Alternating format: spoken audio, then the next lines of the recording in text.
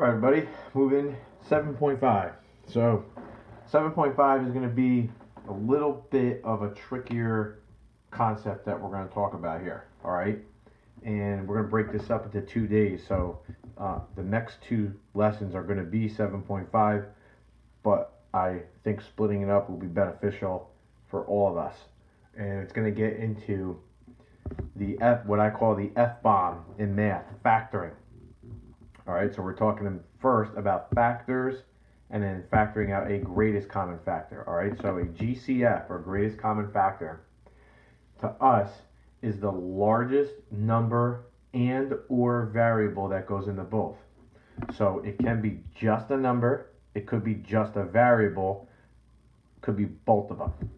All right, and when we look at a polynomial, it's what's in common. All right, that's what we want to be thinking. What number can I divide, the biggest number can I divide into everything? And then what variable do they all have in common? All right, so again, the F word, right? F word in math class when we talked about dropping F bombs later in the year, right? This is the time now. It's the only F bomb in math that you could drop. Factor. And factor means divide. So if you think about it, so far we've added, subtracted, multiplied polynomials. Now here's the fourth one, dividing them. All right, and we don't say we're dividing them, we talk about factoring. Okay, now when we're looking for a greatest common factor, all right, I tell everybody, think of it, greatest common factor is like your refrigerator at home. You're going to go in and take something out, but that doesn't mean that your fridge shrinks. You could still put something back in that item's spot. So for us, what we're taking out of the fridge is the common factor, and what's left in the fridge is after we divide. All right? Now, finding the GCF and this greatest common factor, we're going to look at the numbers, right? Let's look at all of the terms in the polynomial. Looking at the numbers first. What's the biggest number we can divide into everything? And then we're going to look at the variables. Do they all have a variable in common, the same variable? And if they do, we're going to take the lowest exponent because we can't take more than what's there. When we write our final answer, whatever we're going to take out of the fridge, whatever we see is the common factor, that's going to get written on the outside of the parentheses. Whatever's left after we divide everything is going to be left on the inside. So the key here is that if you have 3 items in the polynomial, there better be 3 in the parentheses still. All right? If we have 2, there better be 2 items still. All right, so here we go. Let's look at an example. So here we're looking for the greatest common factor. Both of these numbers, the biggest number I can divide into them is 2. They both have an x in common. Since we're going to be dividing, we have to divide them by the smaller of the x's. All right? For us, the x is the smaller one. So 2x is going to be our common factor.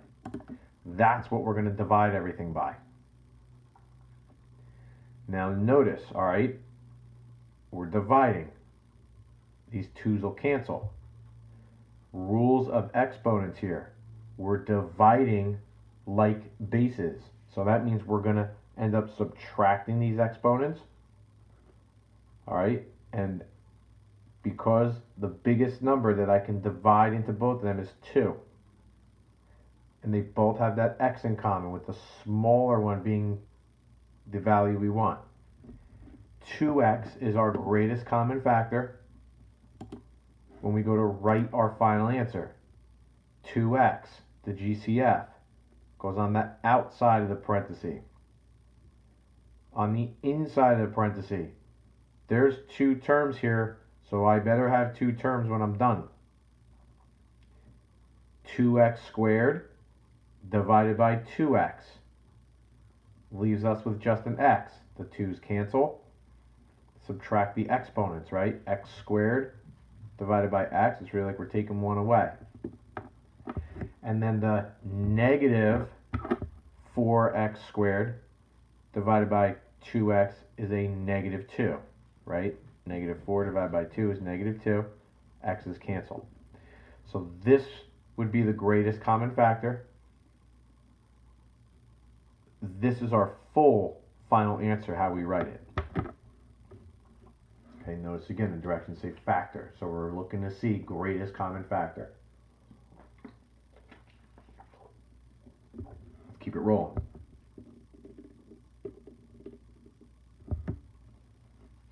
Again, we're factoring. We look to see greatest common factor first. Both of these, biggest number, we can divide into both of them. 4. They both do not have the same variable in common. So in this case, our greatest common factor is just 4. We are dividing both of them by 4. So 4 is going to go on the outside of the parenthesis. What we get after they're divided goes on the inside. So here we go. 4 is the greatest common factor. 4d divided by 4 cancels inside the parenthesis just with d. Negative 8 divided by 4 is negative 2. All right, now there could be as many terms in this polynomial as we want, but if we're asked to factor or take the greatest common factor out, we are looking for the biggest number and the biggest variable that we could take. All right, so here we go. 3 terms, don't change anything. Now when we're done though, that we're going to have 3 terms in the parentheses. All right, so here we go. Biggest number, we can divide into all of those. 7. 7's the biggest number. All of these have an A in common. We want the smallest one. Happens to be just A. So far we got 7A. Since they all do not have a B in common, we cannot take a B out. That is not the greatest common factor. So for us, the GCF that we're going to divide by is the 7A. And again, we're doing it to everything in the parentheses. So here, when we divide, the 7A is going to be on the outside of the parentheses now. And we'll go step by step. Here we go. The 14AB squared divided by 7A. 14 divided by 7 is 2. The A's cancel. We're left with that B squared. Negative 28 divided by 7 is negative 4. A squared, we're taking 1 away, just A. Bring the B down. And then the last part, negative 35 divided by 7 is negative 5. A to the 4th, we're taking 1 away, becomes A cubed. So this is our final answer. And again, notice 3 terms in the beginning means 3 terms at the end in the parentheses with the GCF out here. All right, now this is the same if we decide to factor out a negative 1. But think about when we multiplied by a negative 1, it changed the signs. So the same thing happens when we factor out a negative 1. When we're really saying that the GCF is negative 1 and we divide both of these items by negative 1, right? In addition to their common factor, they both have an X in common, right? So if we factor out a negative X, now again, these directions in particular and similar to what you're going to see going forward, they will tell you factor out a negative 1. there will be certain times when we want to factor out a -1. Here, we're specifically saying to do it. So in addition to our common factor, we're also going to make it negative.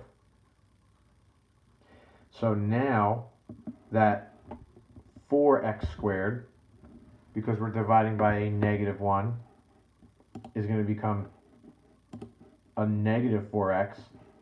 It's x squared. We took 1 away, just becomes x. The positive 3x, when we divide by a -x, the 3 divided by that negative imaginary 1 in front, right, is -3. X's cancel. Final answer, again, GCF is out here. All right, we'll look at another one. It's all good. So again, I'm telling you to make it negative when you factor it out.